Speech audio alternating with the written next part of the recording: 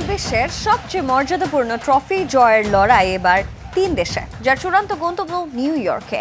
বিশ্বমঞ্চের এই মহা উন্মাদনার প্রতিটি মুহূর্তের রোমাঞ্চ ও ম্যাচের খবরাখবর আপনাদের কাছে পৌঁছে দিতেই যমুনা টেলিভিশনের বিশেষ আয়োজন রোড টু নিউ ইয়র্ক। বিশ্বকাপ জুড়ে হতে যাওয়া এই আয়োজনের অংশ হিসেবে থাকছি আমি সঞ্জনা আইভি। বাংলাদেশের প্রথম 5G AI ইনভার্টার যুক্ত সর্বোচ্চ বিদ্যুৎ সাশ্রয়ী যমুনা এয়ার কন্ডিশনার। নকআউটের রাতের থেকে সকাল পর্যন্ত আসলে রোমাঞ্চকর সব ম্যাচে মুখরিত হয়ে আছে এবং আনন্দিত হয়ে আছে ফুটবল প্রেমীরা।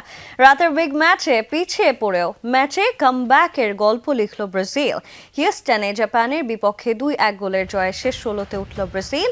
দুর্দান্ত গোল আসে অভিজ্ঞ ক্যাসেমেরো ও গ্যাব্রিয়েল মার্টিনেল্লির কাছ থেকে। আরেক ম্যাচে টাইব্রেকারে জার্মানিকে 4-3 গোলে হারিয়ে রাউন্ড অফ 16-এ জায়গা করে নিয়েছে প্যারাগুয়ে।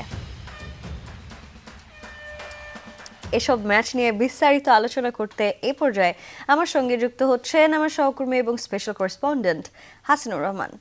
হাসিনুর, ব্রাজিল জাপানের নাটকীয় এক ম্যাচ দেখলো বিশ্ব। আনচেলত্তির গেম প্ল্যানে সেলেসাওদের কামব্যাক, কেমন লেগেছে ওভারঅল এই ম্যাচটা? দুর্দান্ত ভালো পারফরমেন্স করেছে ব্রাজিল, বিশেষ করে সেকেন্ড হাফে। আসলে এমন ব্রাজিলকেই কিন্তু দেখতে চায় ফুটবল ভক্তরা, বিশেষ করে যারা ব্রাজিলের খেলা পছন্দ করেন। সবশেষ 2002 বিশ্বকাপে ব্রাজিল চ্যাম্পিয়ন হয়েছিল জাপানে। তারপর থেকেই ব্রাজিলের এই ছন্দময় গতিময় ফুটবলটা মিসিং ছিল। অনেকেই বলছিলেন ক্রিটিক্সরা যে যোগবনিতর যে ছন্দ সেটা ব্রাজিলের রক্তের ফুটবলারদের, বর্তমান ফুটবলারদের রক্ত থেকে চলে গেছে। তো আমার মনে হয় সেই আক্ষেপটা ঘুচবে, সেই আক্ষেপটা অনেকটাই মিটবে। কাকতালীয়ভাবে যদি আমরা একটু যোগসূত্র স্থাপন করতে চাই, যে জাপানের ইয়োকোহামাতে 2002 বিশ্বকাপের ফাইনাল হয়েছিল, বলা হয় এরপর থেকেই ব্রাজিল ছন্দ হারিয়েছে। আবারও জাপানের বিপক্ষে ব্রাজিল সেই ছন্দ ফিরে পেল। এবার ইয়োকোহামা নয়, হিউস্টন ভ্যানুটা ছিল। যাই হোক, ব্রাজিল ম্যাচের পারফরমেন্স একটু স্ট্যাটস আমরা দেখাতে চাই। ব্রাজিল কতটা ডমিনেটিং ছিল, বিশেষ করে সেকেন্ড হাফে তারা কিন্তু খুবই ডমিনেটিং ছিল। ফার্স্ট হাফেও তারা ভালো ডমিনেট করেছে, তবে প্রথম হাইড্রেশন ব্রেকের আগ পর্যন্ত একটু দেখাতে চাই ম্যাচ পজিশন এবং কোন জায়গাগুলোতে কার ব্রাজিল এগিয়েছিল। আমরা যদি বল পজিশনের কথা যেটা বলছিলাম, 69% বল পজিশন ছিল ব্রাজিলের, 31% ছিল জাপানের। টোটাল শট ব্রাজিল নিয়েছে 19টা, জাপান নিয়েছে 5টা। টোটাল পাস ব্রাজিল নিয়েছে 682টা, জাপান 313টা। ট্যাকেল 12টা এবং 10টা। আপনি পাস, শট এবং পজিশন সবগুলোতেই দেখা যায় ব্রাজিল কতটা আধিপত্য বিস্তার করেছে। আমার মনে হয় স্ট্যাট যতটা দেখাচ্ছে তার চেয়ে যারা খেলাটা দেখেছেন তারা বেশি আনন্দিত পেয়েছেন যে ব্রাজিল যেই ধরনের খেলাটা খেলেছে। বিশেষ করে দ্বিতীয়ার্ধে এন্ড্রিক মাঠে নামার পর ব্রাজিলের খেলার গতিটা পরিবর্তন হয়ে গেছে। থ্রু পাস বা একটা যে ভিশন তৈরি হওয়া, সেই পুরো বিষয়টা চোখে পড়েছে। সব কিছু মিলিয়ে ব্রাজিলের পারফরমেন্স খুব স্বস্তিদায়ক ছিল। ভক্তদের কিন্তু একটা আক্ষেপ ছিল যে নেইমার কেন মাঠে নামেনি, নেইমারকে কেন নামানো হলো না। যদিও সেটার এক্সপ্লেনেশন আনচেলত্তি দিয়েছেন, যদি সমতাসূচক গোলটি ব্রাজিল করতে না পারতো সেক্ষেত্রে নেইমারকে নামানো হতো, হয়তো নেইমারকে পরের ম্যাচের জন্য স্টক করে রেখেছে আনচেলত্তি। তবে এই ম্যাচে আপনার চোখে কি প্লেয়ার কারা ছিল, অর্থাৎ কাদের খেলা সবচেয়ে বেশি ইম্প্যাক্টফুল ছিল ব্রাজিলের প্লেয়ারদের মধ্যে? আসলে নেইমারের যে বিষয়টি, নেইমারের কিন্তু এখনও ম্যাচ ফিটনেস সেভাবে ফুল ম্যাচ খেলার মতো নেই। নেইমার হয়তো এখন 30 থেকে 35 মিনিট খেলার মতো ফিট আছেন। ব্রাজিল যে শেষ মুহূর্তে গোলটা পেয়েছে, যদি গোলটা না পেত তাহলে কিন্তু ওর অতিরিক্ত 30 মিনিটের খেলা যেত। সেটা মাথায় গেম প্ল্যান ছিল এবং সেই ক্ষেত্রে যদি যেত 30 মিনিটে, তখন হয়তো নেইমার মাঠে নামতেন। তো যাই হোক, সেই বিষয়টা তো অ্যাঞ্চেলোত্তি ক্লিয়ার করেছে। আমরা একটু কি প্লেয়ার যদি বলে থাকি, একটা কথাই আমার মনে আসছে যে একটা পরিচিত ডায়লগ আছে, বন্ধু তুমি শত্রু তুমি।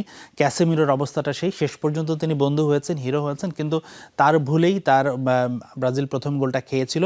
তবে একটু ক্যাসেমিরোর পারফরমেন্সে দেখাতে চাই, দুর্দান্তভাবে তিনি সেকেন্ড হাফে প্রত্যাবর্তন করেছেন। আমার মনে হয় তার মধ্যে সেই গিল্টিনেসটাও কাজ করেছিল, যে তিনি যেহেতু গোলটা কনসিড করেছিলেন প্রথম ভাগে। গোল তিনি একটি করেছেন, অ্যাকুরেট পাস দিয়েছেন 68টি, টোটাল 76টা পাস দিয়েছিলেন, টোটাল শট নিয়েছেন 2টি, শট অন টার্গেট ছিল 2টি এবং টোটাল ক্যারি বল নিয়ে তিনি ক্যারি করেছেন 151 মিটার, হবে 51.7 মিটার। সব কিছু মিলিয়ে ক্যাসিমিরোর যে এক্সপিরিয়েন্স, আমরা জানি যে ক্যাসিমিরো বয়সের কারণে তার সেই লেগের সেই শক্তিটা নেই, স্পিড কমে গেছে, কিন্তু তার যে ভিশন, তার যে ক্রিয়েটিভিটি, সেটারই ফ্যান কার্লো আনচেলত্তি এবং তিনি সেটা রিপে করেছেন। আরেকজন ফুটবলারকে বলতেই হবে, সেটা হচ্ছে রায়ান। দুর্দান্ত পারফরমেন্স করেছেন। রায়ানের একটু স্ট্যাট আমরা দেখাবো, কিন্তু রায়ানের যেই জিনিসটা সবচেয়ে ভালো, রায়ান হঠাৎ করে 19 বছর বয়সে এই ফুটবলার আসলে রাফিনিয়ার ইনজুরির কারণে সুযোগ পেয়েছেন, তার যে প্রেসিং, তার যে ক্রসিং এবং তিনি যে হাই ইন্টেন্সিটি নিয়ে পুরো ম্যাচ দৌড়াতে পারেন সেটা অনবদ্য। এবং যে সেকেন্ড গোলটা আছে সেটা গিমারেসের পাসে কিন্তু মার্টিনেলি করেছিলেন, কিন্তু সেটা প্রেস করে কিন্তু রিকভার করেছিলেন এই রায়ান দুটি কি পাস দিয়েছেন, অ্যাকুরেট পাস দিয়েছেন, 28টি টাচেস নিয়েছেন, মোট 52টি, টোটাল ক্যারি করেছেন 85.9 কিলোমিটার এবং তার রেটিং কিন্তু 7.4। আরেকজন আমরা রেখেছি সেটা হচ্ছে ভিনিসিয়াস জুনিয়র। ভিনিসিয়াস গোল বাদে মনে হয় ম্যাচে যা যা করার ছিল তিনি সব কিছুই করেছেন। খুব সম্ভবত 58 মিনিটে তার যে রানটা ছিল, তিনি যেভাবে কাট ইন কাট আউট হয়ে জাপানি ডিফেন্ডারদের নাচিয়ে যেভাবে গোলের শটটা নিয়েছিলেন, সেটা জাপানি গোলরক্ষকের হাতে লেগে পোস্টে গিয়ে ফেরত আসে, না হলে হয়তো ভিনিসিয়াস একটা গোলও পেয়ে যেতেন। তিনি একাই ফার্স্ট হাফে যখন ব্রাজিল ততটা ভালো পারফরমেন্স করছিল না তখনও তিনি চেষ্টা করেছিলেন। ওভারঅল তিনি তার যে আসলে টাচেস, তার যেই স্ট্যাটগুলো আছে সেটি দিয়ে প্রমাণ করা যাবে না ভিনিসিয়াসের ইম্প্যাক্ট কতটা ছিল। অসাধারণ পারফরমেন্স করেছেন। গোলটা পেলে যদি তিনি পেয়ে যেতেন অবশ্যই তিনি ম্যান অফ দ্য ম্যাচ হয়ে যেতেন। একদমই তাই, যেহেতু আগের ম্যাচগুলোতেও ভিনির কাছ থেকে গোল পেয়েছে ব্রাজিল এবং এই ম্যাচে আসলে যদি বার পোস্টে না লাগতো হয়তো বা একটা গোল ভিনিসিয়াস পেয়েও যেতে পারতেন। তবে আপনার চোখে ব্রাজিলের বেস্ট পারফর্মার কারা ছিল? নিঃসন্দেহে ব্রাজিল তো দুর্দান্ত একটা ম্যাচ উপহার দিয়েছে। ক্যাসেমেরো, রায়ান, ভিনিসিয়াসরা ছাড়া বাকিদের খেলাও নিশ্চয়ই আপনার চোখে পড়েছে। পারফর্মারদের কি পারফর্মার তো তিনজন আমি বলেই দিলাম যে কারা ছিল। এর বাইরে কিছু জিনিস দেখাতে চাই, যে যেমন যারা কে বেশি দৌড়েছেন, কে বেশি পাসেস দিয়েছেন, সেই জায়গাগুলো, সেই জিনিসগুলো দেখাবো। আসলে কি ফ্যাক্টর, কাদের ছোট ছোট পারফরমেন্সগুলো ব্যবধান গড়ে দিয়েছে আমরা একটু দেখাতে চাই। আমাদের কাছে কিছু তথ্য আছে, আমরা যদি দেখাতে চাই যে আসলে প্রথমে দেখুন ক্যাসিমিরো একটি গোল করেছে, আমরা তো সবাই জানি। গ্যাব্রিয়েল মাগালাইশ তিনি কিন্তু ডিফেন্ডার, সেন্টার ব্যাক, কিন্তু সবচেয়ে বেশি পাস দিয়েছেন তিনি 137টি। ব্রাজিলের যে 600 কতটা পাস আছে তার মধ্যে 137টি পাস দিয়েছেন মাগালাইশ। রায়ানের কথা আমি বলছিলাম, রায়ান কতটা গুরুত্বপূর্ণ ছিল। আপনি রায়ান দেখবেন তিনি 8টি ক্রস করেছেন, তো সেই জায়গাটাই কিন্তু দুর্দান্ত। 8টি ক্রস অনেক বড় বিষয়। আমি যদি ও পাশে যাই, ব্রুনো গিমারেস তিনি 4টি অ্যাটেম্পট অন গোল করেছেন। গ্যাব্রিয়েল মাগালাইশ একটা অ্যাসিস্টও করেছেন। ক্যাসেমিরোর যে হেডারটা, সেটা যেই দুর্দান্ত ক্রসটা এসেছিল সেটা কিন্তু মাগালাইশের কাছ থেকে এসেছিল। এবং ব্রুনো গিমারেস পুরো ম্যাচে সর্বাধিক 12.17 কিলোমিটার দৌড়েছেন, প্রায় 12.5 কিলোমিটার কিন্তু দৌড়েছেন। আরও একটু তথ্য আছে, সেগুলো দেখাতে চাই। আরও দু একটা জায়গায় আছে যে সেখানে কারা এগিয়েছিল, কারা ভালো পারফরমেন্স করেছে। আমরা যদি দেখি ড্যানিয়েলো সান্তোস, তিনি পরে নেমেছিলেন, তার স্পিড সবচেয়ে বেশি ছিল সাবস্টিটিউট হিসেবে। এবং মেইরা যে জাপানি যে স্ট্রাইকার ছিল, আমি গত ম্যাচে বলেছিলাম প্রিভিউতে যে তার দিকে নজর রাখতে হবে, তিনি সবচেয়ে বেশি স্প্রিন্ট করেছেন, 78 বার তিনি অ্যাটেম্প্ট করেছেন। লাইন ব্রেক পাস দিয়েছেন সুজুকি, যে গোলকিপার জাপানের, তিনি 32টি। তিনি শুধু সেভই করেননি, তিনি কিন্তু বল ডিস্ট্রিবিউশনে খুব গুরুত্বপূর্ণ ভূমিকা রেখেছিলেন। এছাড়া মাগালাইশ 24টি লাইন ব্রেক কমপ্লিট করেছেন এবং 99টি বল রিসিভ করেছেন ব্রুনো গিমারেস, এবং রায়ান 29টি ইন্টারসেপ্ট করেছেন। তো সব কিছু মিলিয়ে এগুলোই ছিল যেই ছোট ছোট তথ্যগুলো, যেই প্লেয়াররা বেস্ট ছিল তাদের জায়গা থেকে।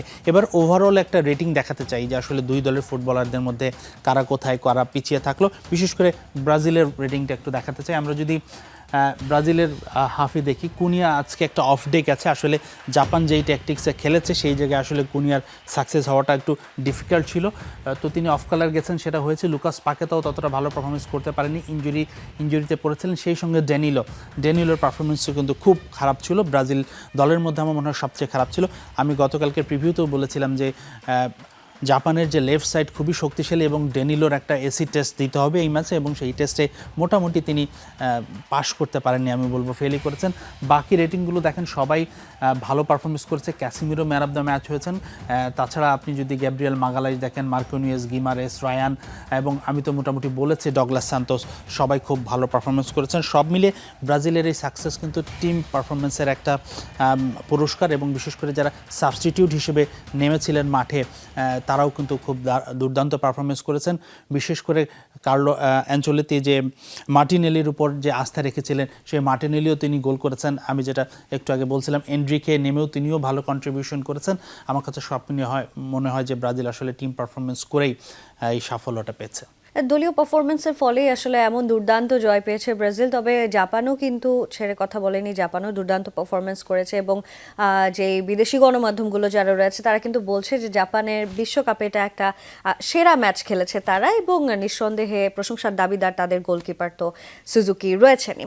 তবে হাসিনুর, এই ম্যাচে যদিও ব্রাজিল জয় পেয়েছে, দলীয় পারফরমেন্সের হোক অথবা যেভাবে হোক জয় পেয়েছে একটা, কিন্তু প্রথমার্ধের খেলা দেখে ভক্তরা বলছেন তাদের এখনো বেশ কিছু জায়গায় উন্নতির প্রয়োজন আছে। আপনার কাছেও কি এরকম কিছু মনে হয়? আর দলে তো নতুন করে ক্যাসেমিরো এবং পাকেতার ইনজুরির একটা বিষয় রয়েছে।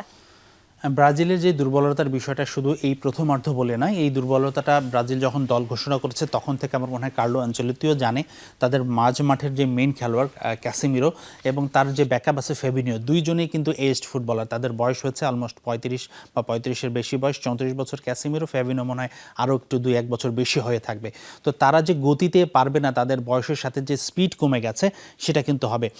তো সেই জায়গাটা তারা ম্যানেজ করেই খেলার চেষ্টা করছে, কিন্তু জাপান যেহেতু স্পিডে খুব শক্তিশালী এবং তারা ব্রাজিলের সেই দুর্বলতা কিন্তু এক্সপ্লয়েট করে ফেলেছে। একটা ছবি দেখাতে চাই, জাপান যেই গোলটা করেছিল সেই গোলের যে বিল্ড আপটা, গোলটা যখন ড্যানিলো একটা মিস পাস দিয়েছিল প্রথমকে, সেটা একদম যে হাফের মাঝখানে এই বরাবর। এরপর থেকে আপনি দেখুন ক্যাসেমিরো, জাপানের যে ফুটবলারটা গোল করেছে তাকে ট্র্যাক করছিল, তার পিছনেই ছিল। আমরা একটু পরের আরেকটা ছবি আছে আমাদেরকে, আমরা সেটা দেখাতে চাই। সেই জায়গায় দেখুন ক্যাসেমিরো এক পর্যায়ে এসে তার পিছনে থাকার সত্ত্বেও তিনি কিন্তু তাকে ট্র্যাক করতে পারছিলেন না। আমরা বুঝতেই পারছিলাম যে তিনি হাঁপিয়ে গেছেন এবং এর ফলে একটা শুটিং অপরচুনিটি তৈরি হয় এবং সেটা থেকে গোল হয়ে যায়।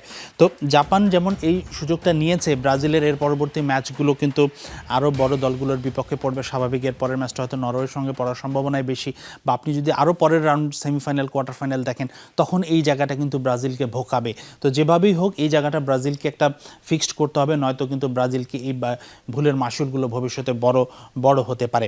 তো যাই হোক, দুটি ইনজুরি আপডেটের কথা আমরা জানি যে ক্যাসেমিরো এবং পাকেতা ইনজুরিতে মাঠ ছেড়েছিলেন। একটু ছবি যাদের দেখাই, আসলে ছবিটাতে আসলে এক্স্যাক্টলি সেভাবে দেখানোর কিছু নেই, সবাই দেখেছেন যারা ম্যাচটা দেখেছেন। ক্যাসেমিরো এবং পাকেতা দুজনের কি ইনজুরি এক্স্যাক্টলি অফিসিয়ালি জানানো হয়নি। যেমন কমেন্টেটর যখন বলছিলেন, তিনি উঠে যান, তখন বলছিলেন গ্রোইন ইনজুরিতে পড়েছেন ক্যাসেমিরো, আবার অনেকে বলছেন যে থাইয়ের ইনজুরি হতে পারে। তো আনচেলত্তি ম্যাচ শেষে বলেছেন যে তারা আসলে ইভালুয়েট করবেন, তারা যখন বেস ক্যাম্পে নিউ ইয়র্কে ফিরে যাবেন তারপরে হয়তো আগামীকাল জানা যাবে যে এই দুই ফুটবলারের এই ইনজুরির গভীরতা কতটুকু। পাকেতা এবং ক্যাসেমিরো তারা চোট পেয়েছেন, কিন্তু তারা এর পরের ম্যাচটা খেলতে পারবেন কিনা সেটা আসলে তাদের অফিসিয়াল যে স্টেটমেন্ট সেটা আসার পরে বোঝা যাবে। তবে আপাত দৃষ্টিতে আমার কাছে মনে হচ্ছে যে ক্যাসেমিরোর চেয়ে পাকেতার ইনজুরিটা বেশি গুরুতর হওয়ার কথা। যেভাবে তিনি মাঠ ছেড়েছেন, যেভাবে খুঁড়িয়ে হাঁটছিলেন, সেই হিসেবে ক্যাসেমিরোকে তুলনামূলক অনেকটা ভালোই মনে হচ্ছে, নর্মালি তিনি হেঁটে গেছেন। এখন দেখা যাক, বিস্তারিত মেডিকেল রিপোর্ট আসার পরে পরিষ্কার ধারণা পাওয়া যাবে। তবে এই দুই প্লেয়ারের মধ্যে অন্তত ক্যাসেমিরো যদি মিস করেন এর পরের ম্যাচটা, রাউন্ড অফ 16-এর ম্যাচটা, সেক্ষেত্রে কিন্তু সেই ব্রাজিলের সেই ক্ষতিটা পূরণ করা খুব টাফ হয়ে যাবে। তাদের একাদশে দুজন ব্যাকআপ আছেন স্কোয়াডে, একজন ফ্যাবিনিও, তিনি তো মাঠেই নেমেছিলেন। ফ্যাবিনিওর যেটা ভালো জিনিস, তিনি ডিফেন্সিভলি বেশি সলিড। আমার মনে হয় ক্যাসেমিরোর চেয়ে ডিফেন্সিভ কাজটা তিনি ভালো করতে পারেন, কিন্তু ক্যাসেমিরোর যে পাসিং অ্যাবিলিটিটা আছে, যে ভিশনটা আছে, সেটাই আবার ফ্যাবিনিও ল্যাক করেন। আবার আরেকজন আছে এডারসনকে শেষ মুহূর্তে দলে অন্তর্ভুক্ত করা হয়েছে, তিনিও একটা ভালো বিকল্প হতে পারেন। তো দেখা যাক, নিশ্চয়ই ব্রাজিল সেই বিষয়টা সর্ট আউট করবে। তো আমার কাছে এই ছিল আসলে দলের ইনজুরি নিয়ে আপডেট। মেডিকেল রিপোর্টটা আসলে না পাওয়া পর্যন্ত বলা যাচ্ছে না তাদের ইনজুরিটা কতটা গুরুতর হয়েছে। তবে রাফিনার পর নতুন করে কোনো ইনজুরি ইস্যুতে কোনো প্লেয়ারকে যেন একাদশে পরিবর্তন যেন না হতে হয়, এমনটাই ভক্তদের প্রত্যাশা থাকবে। আবার আমন্ত্রণ দেখছেন রোড টু নিউ ইয়র্ক। মেক্সিকোতে হাই ভোল্টেজ ম্যাচে নেদারল্যান্ডসকে টাই ব্রেকারে 3-2 গোলে হারিয়েছে মরক্কো। রাউন্ড অফ 32 থেকে বিদায় নিল এবারের আসরের ফেভারিট তকমা নিয়ে আসা অরেঞ্জরা।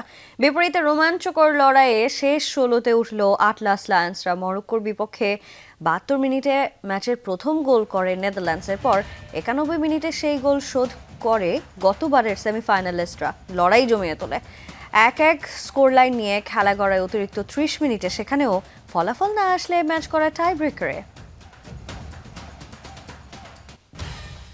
আবারও যেতে চাই আমাদের সহকর্মী হাসিনুর রহমানের কাছে। হাসিনুর, আরও একটি টাই ব্রেকার, আরও একটা রোমাঞ্চ। নেদারল্যান্ডস ও মরক্কো ম্যাচের ফলাফলে আপনি কি পার্সোনালি সন্তুষ্ট হয়েছেন? হ্যাঁ, অবশ্যই যোগ্য দলই জিতেছে, যদিও আমি প্রেডিক্ট করেছিলাম গতকালকে যে নেদারল্যান্ডসের জেতার সম্ভাবনা বেশি, এবং ফার্স্ট হাফে কিন্তু নেদারল্যান্ডস ভালো ফুটবল খেলেছিল এবং দুই দলের হাড্ডাহাড্ডি লড়াইটা হয়েছিল, কিন্তু সেকেন্ড হাফ থেকে মরক্কো দুর্দান্তভাবে কামব্যাক করেছে এবং আমি যতদূর মনে আছে তারা প্রায় 70% বল পজিশন রেখেছে সেকেন্ড হাফ থেকে, তো সেটা দুর্দান্ত ছিল এবং আমার কাছে মনে হয়েছে যে তারা ডিজার্ভিং দল হিসেবে থ্রু করেছে। তবে জানি না যে আসলে জার্মানিরও টাইব্রেকারে শুট আউট হয়েছে, তারাও হয়েছে। এবার যেন মনে হচ্ছে যে টাইব্রেকারে জার্মানি ম্যাচেও দেখেছি, এই ম্যাচেও দেখেছি যে দুই দলের ফুটবলাররা যেন গোল মিসের একটা প্রতিযোগিতায় নেমেছেন। এ বলছে আমি গোল করব না, ও বলছে আমি গোল করব না, বিষয়টা এরকম হয়ে যাচ্ছে। এত মিস সচরাচর আমরা দেখে থাকি না। মিস বলতে এমন নয় গোলকিপার অনবদ্যভাবে সেভ করে দিচ্ছেন, পোস্টে লাগছে, উপর দিয়ে যাচ্ছে, ডানে যাচ্ছে, হয়তো ফুটবলাররা ওভার এক্সাইটেড হয়ে করছেন কিনা জানি না। এখন নকআউট পর্ব যেহেতু শুরু হয়ে গেছে, সেই জায়গা থেকে কিন্তু এখন টিমগুলো মাথায় রাখতে হবে যে খেলাগুলো অধিকাংশই হয়তো টাই ব্রেকারে চলে যাবে। সেই টাই ব্রেকারে যাওয়ার জন্য যেই প্রস্তুতি থাকতে হয়, প্রচুর পেনাল্টি শুট আউট অনুশীলনে সেই ড্রিলগুলো বেশি বেশি করতে হবে, কেননা নয়তো এইরকম পরিস্থিতি হয়েই যাবে। তো সেই জায়গা থেকে আমার কাছে মনে হয় যে একটু হতাশাজনক ছিল, তবে মরক্কো যোগ্য দল হিসেবেই কিন্তু জিতেছে। ওভারঅল এই ম্যাচের পারফরমেন্স বেশ উপভোগ্যই ছিল। একদমই তাই। তবে রাতের আরেক ম্যাচে কিন্তু টাইব্রেকারই স্বপ্নভঙ্গ হয়েছে জার্মানির। এটাকে কি আসলে ব্যাড লাক বলা যেতে পারে জার্মানির জন্য? অবশ্যই জার্মানির জন্য ব্যাড লাক। জার্মানি আসলে কোনোভাবেই প্রত্যাশিত সাফল্য পাচ্ছে না, তারা ব্যর্থ হয়েই যাচ্ছে। এর আগে 2 বিশ্বকাপে তারা গ্রুপ পর্ব থেকে বাদ নিয়েছিল, এবার গ্রুপ পর্বের গন্ডি পেরিয়ে আবারও তারা বাদ পড়লো। তারা অনেক ডমিনেট করেছে প্যারাগুয়ের বিপক্ষে, তারা আনলাকি ছিল এবং আমার কাছে মনে হচ্ছে যে অন্যায় হয়েছে জার্মানির সঙ্গে তারা যেভাবে ডমিনেট করেছে। আমরা একটু দেখাতে চাই স্ট্যাটটা, তবে যেটা বলছিলাম যে যেভাবে তারা পেনাল্টি শুট আউটে মিস করেছে সেটা আবার দৃষ্টি করেছিল। আমরা একটু তথ্যগুলো দেখাতে চাই। বল পজিশনে জার্মানির ডমিনেন্স ছিল, তারা 76% বল আসলে পজিশনে রেখেছিল তাদের। আপনি টোটাল শট দেখুন, জার্মানি 21টা শট নিয়েছে, সেখানে প্যারাগুয়ে মাত্র 7টা শট নিয়েছে। পাসেসটা খেয়াল করুন, 805টা পাস দিয়েছে জার্মানি, সেখানে প্যারাগুয়ে মাত্র 255টি পাস দিয়েছে। ট্যাকেল অবশ্যই প্যারাগুয়ের বেশি থাকবে, যেহেতু তারা বেশি আক্রমণের শিকার হয়েছে সেই জায়গা থেকে। তো অবশ্যই জার্মানির আনলাকি ছিল, কিন্তু আনলাকি এই অর্থেই যে তারা যে ভালোটা খেলেছে, তাদের আমার মনে হয় 90 মিনিটেই গোল পাওয়া উচিত ছিল এবং অতিরিক্ত সময়ে যেই 30 মিনিট ছিল সেখানেও তাদের আসলে গোল পাওয়া উচিত ছিল। এবং আমার মনে হয় টাইব্রেকারে তো তারা নিজেদের ভুলেই আসলে হেরেছে। তারা যেভাবে তাদের হাই প্রোফাইল প্লেয়ারগুলো একের পর এক গোল মিস করেছে, 3টি শট তারা মিস করেছে। আমার মনে হয় এরকম 3টি শট মিস করলে যে কোনো দলের বিপক্ষে আপনি হেরে যেতে পারেন। তবে যেটা বলছিলাম যে জার্মানি কিন্তু আনলাকিও ছিল। আনলাকি এই অর্থে বলছি যে জার্মানির একটি গোল বাতিল হয় অতিরিক্ত সময়, খেলা শুরু হওয়ার 3 মিনিট বা 103 মিনিট বা 104 মিনিটের মাথায় অ্যারাউন্ড এরকম সময়। আমার এক্স্যাক্ট টাইম কোডটা কিন্তু আমার মনে নেই। আমরা একটু দেখাতে চাই যে যেই গোলটা বাতিল হয়েছে, সেই বাতিল হওয়া গোলটার বিষয়টা। এটা হচ্ছে গোলের বিল্ড আপটা। আমি যদি দেখাই, এটা একটা কর্নার কিক ছিল। এই কর্নার কিকটা থেকে এই জায়গায় যে প্যারাগুয়ের গোলকিপার আছে তার সঙ্গে জার্মানির আরেক ডিফেন্ডারের একটু হালকা টাচেস হয়। এটা হয়েই থাকে আসলে যখন একটা সেট পিস নেওয়া হয়ে থাকে, জায়গা পজিশন নেওয়ার এই লড়াইটা হয়েই থাকে। কিন্তু এই জার্মানির এই ডিফেন্ডার গোল করেন। আমরা একটু আরেকটা ছবি আছে যদি সেটাতে দেখাই, জনাথন থা যেই ডিফেন্ডারটা আছেন, বায়ার্ন মিউনিখে খেলে থাকেন, তিনি কিন্তু গোলটা করেছিলেন। এখন বিষয়টা হচ্ছে যে কন্ট্যাক্ট হয়েছে বা গোলকিপারের, আমরা জানি যে ফিফার যে ল আছে যে গোলকিপারকে ডিবক্সের ভিতরে এনি কাইন্ড অফ যদি একটু কন্ট্যাক্ট হয় সেটাকে ফাউল দেয়া হয়। তবে এখানে বিষয়টা হচ্ছে যে মোমেন্টামটা দেখতে হবে। এই ফাউলটা হওয়ার পর তিনি উঠে কিন্তু আবারও বলটা ধরতে গিয়েছিলেন। যেমন এই ম্যাচ শেষে ইউএসের সাবেক এক গোলরক্ষক বলেছিলেন যে এটা রেফারি ভুল সিদ্ধান্ত দিয়েছে, এতে আসলে যে সামান্য টাচেসটা হয়েছে, ট্যাকেলটা হয়েছে, সেটা আসলে গোলকিপারের পরের সেভের দিকে যাওয়ার ক্ষেত্রে তেমন ভূমিকা রাখেনি, এটা আসলে বাতিল করা উচিত হয়নি। আবার যদি আপনি বিপরীত যুক্তি দেখেন যে ফিফার যে নিয়ম আছে যে রেফারিকে গোলকিপারকে প্রোটেকশনের যে সর্বোচ্চ নিয়ম, যে গোলকিপারকে তার কাজে যেন বাধা দেয়া না যায়, যেহেতু তিনি জনাথন তা হেডটা নেওয়ার আগে এই ডিফেন্ডারের সঙ্গে সংঘর্ষে একটু নিচে পড়ে গিয়েছিলেন, তার উঠতে হয়তো 1 সেকেন্ড 2 সেকেন্ড যদি বেশি সময়ও লেগে থাকে বা ন্যানো সেকেন্ড সময়ও লেগে থাকে, সেক্ষেত্রে তার সেভ করার জন্য সেটা প্রতিবন্ধকতা হিসেবে ধরাই হয়। তো সেই জায়গা থেকে এটা বিল্ড আপে ফাউল ধরা হয়েছে এবং এবং গোলটি বাতিল করা হয়েছে। তো সেই দিক থেকে চিন্তা করলে অবশ্যই আনলাকি জার্মানিকে বলতেই হবে। আমি বলবো না যে রেফারি এখানে ভুল সিদ্ধান্ত নিয়েছে, এটা নিয়ে বিতর্ক থাকবেই। সিদ্ধান্তটা এমন একটা বিষয় ছিল যে কোনো দিকে যেতে পারতো, তবে আমার মনে হয় রেফারি সঠিক সিদ্ধান্তই নিয়েছে, কেননা এখানে গোলকিপার একটু মাটিতে পড়ে গিয়েছিলেন, তিনি পরের শটটা ব্লক করার ক্ষেত্রে তার একটু মোমেন্টাম অবশ্যই নষ্ট হয়েছিল। তবে যাই হোক, জার্মানি নিজের ভুলের জন্যই হেরেছে। তারা এত ভালো একটা ম্যাচ খেলার পরও টাইব্রেকারে যেভাবে পেনাল্টি শুট আউট একের পর এক মিস করেছে, তাতে আসলে নিজের উপরে ছাড়া তারা কাউকে দোষ দিতে পারে বলে মনে হয় না। টাই ব্রেকারেই আসলে ভাগ্য নিষ্পত্তি হয়েছে জার্মানির। প্যারাগুয়ের সাথে ভালো ম্যাচ খেলার পরেও আসলে তারা আনলাকি থেকে গেছে। গত 2 আসরের মতন আসলে এই আসরেও তারা বাদ হয়ে যেতে হয়েছে তাদেরকে এই বিশ্বকাপ থেকে। কিন্তু ব্রাজিলের জন্য কিন্তু একটা সুখবর এখনো রয়েছে, তারা 5 বারের বিশ্ব চ্যাম্পিয়ন। এই তকমাটা তারা ধরে রাখার মতন একটা সুযোগ রয়েছে, যেহেতু জার্মানি 4 বারের চ্যাম্পিয়ন, তারা আউট হয়ে গিয়েছে। দেখা যাক ভবিষ্যতে জার্মানি আবার কাম ব্যাক করতে পারে কিনা আগামী 4 বছর পর। এবার যদি একটু জানতে চাই, নকআউটে আজ রাতে কার খেলা রয়েছে, আপনার চোখে ফেভারিট কারা? আজকের খেলাটা একটু আমরা দর্শকদের দেখাতে চাই, দেখার পরেই আসলে সময়সীমা কার্ড কোথায় খেলা সেটি দেখিয়ে আমরা সেই বিষয়টা নিয়ে আলোচনা করব। আজকে একটাই খেলা আছে আমার যতদূর মনে পড়ছে, নরওয়ে এবং আইভরি কোস্ট। খেলাটা খুবই ইন্টারেস্টিং এর জন্য হবে যে এই খেলাটা হচ্ছে, টাইমটা বলে দিই, রাত 11টায়। আইভরি কোস্ট এবং নরওয়ের এই ম্যাচটা যদি আমি ফেভারিট বলি, এই ম্যাচে অবশ্যই নরওয়েকে ফেভারিট রাখতে হবে। তার দলীয় শক্তি, সামর্থ্য সব দিক থেকে তারা এগিয়ে। তবে আফ্রিকান দেশগুলোর পারফরমেন্স কিন্তু এবারের বিশ্বকাপে খুবই ভালো। আফ্রিকান যেই কনফেডারেশন আছে সেই জায়গা থেকে কিন্তু সবচেয়ে বেশি দল নকআউট পর্বে কোয়ালিফাই করেছে, এবং আইভরি কোস্ট সহ অন্যান্য দেশগুলো তারা খুব ফিজিক্যালি টাফ হয়ে থাকে, এবং তারা লো ব্লক যদি করতে আসে তাদের বিপক্ষে আসলে গোল করাটা খুব কঠিন হয়ে থাকে, এবং তারা ফিজিক্যালিও অনেক কঠিন হয়ে থাকে। তবে নরওয়েজিয়ানরাও কিন্তু তারা খুবই ফিজিক্যালি টাফ। আমার মনে হয়, আমার এক্স্যাক্ট নাম্বারটা মনে নেই, বিশ্বকাপের সবচেয়ে লম্বা দল অ্যাভারেজ যদি আপনি হাইট হিসাব করেন নরওয়ে, তো তাদের সেই একটা অ্যাডভান্টেজ থাকবে, তারা প্রচুর হেডে গোল করতে পারবেন। সেই সাথে আপনি আর্লিং হ্যাল্যান্ড, সোলরোথের মতো কিন্তু প্রোফাইল স্ট্রাইকার আছেন যারা প্রচুর গোল করতে পারেন। মার্টিন ওডেগার্ডের মতো মিডফিল্ডার আছে, যদিও তারা ফ্রান্সের বিপক্ষে সবশেষ ম্যাচটাতে তারা হেরেছিল, কিন্তু তারা অলমোস্ট স্কোয়াডে 10টা না 9টা চেঞ্জ নিয়ে এসেছিল, এবং আমার কাছে মনে হয়েছিল তারা ইন্টেনশনালি এই পাথটাই বেছে নিতে চেয়েছিল। ব্রাজিল ভক্তদেরও এই ম্যাচটার দিকে নজর রাখতে হবে, কেননা এই ম্যাচ থেকে জয়ী দলের সঙ্গে ব্রাজিলের কিন্তু রাউন্ড অফ 16-এ খেলাটা হবে। যেই দলই জিতুক না কেন, অবশ্যই ব্রাজিলকে জাপান ম্যাচের মতো একটা কঠিন চ্যালেঞ্জের মুখোমুখি পড়তে হবে রাউন্ড অফ 16-এ। তবে আপাত দৃষ্টিতে এই ম্যাচে নরওয়েকে ফেভারিট রাখতে হবে। আর্লিং হ্যাল্যান্ড অলরেডি 4টি গোল করে ফেলেছেন প্রথম 2 ম্যাচেই। এখন তিনি নিজের তৃতীয় ম্যাচ খেলতে নামছেন, আরেকটা ম্যাচ খেলে তার গোল ট্যালিটা আরও বেশি বড় হতে পারত। প্রথম 2 ম্যাচেই তিনি 2টি করে গোল করেছেন, দেখা যাক এবার তার রেকর্ডটা কেমন হয়। হ্যাল্যান্ডকে আটকানোটাই আমার কাছে মনে হয় যে আইভরি কোস্টের মূল কাজ হবে, এবং সব কিছু মিলে এই ম্যাচে আমার ধারণা নরওয়ে অন্তত 2 গোলের ব্যবধানে জিতবে, সেটা তো ভাবাই যায় আসলে। আইভরি কোস্টের কাছে নরওয়ে জয় পাবে এমনটাই আসলে অনুমেয়, যেহেতু হাল্যান্ড রয়েছে এবং আরও কিছু কি প্লেয়ার রয়েছে নরওয়ের, এবং এই ম্যাচের জয়ী দলের সাথেই আসলে ব্রাজিলের ম্যাচটা পড়বে, সেদিকেও খেয়াল রাখতে হবে। হাসিনুর, অনেক ধন্যবাদ আমাদের সঙ্গে যুক্ত হয়ে গুরুত্বপূর্ণ এসব তথ্য জানানোর জন্য, এবং আপনার সাথে নিশ্চয়ই কথা হবে আগামীকাল একই সাথে একই সময়ে। আর দর্শক, এই ছিল আজকের রোড টু নিউ ইয়র্কে। এতক্ষণ সঙ্গে থাকার জন্য সবাইকে ধন্যবাদ।